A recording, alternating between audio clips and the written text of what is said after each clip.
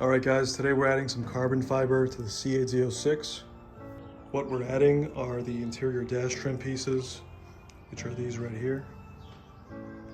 These pieces cover up some of the satin silver on the interior, so it gives it more of a stealth look. These are from Extreme Online Store, so I'll put a sticker right here. You can pause on that. These cover the OEM piece, so you don't have to take your dash apart. You just place these on with the 3M tape on the back side. That's it. So like always, I'll show you guys a before, after, and give you a close-up.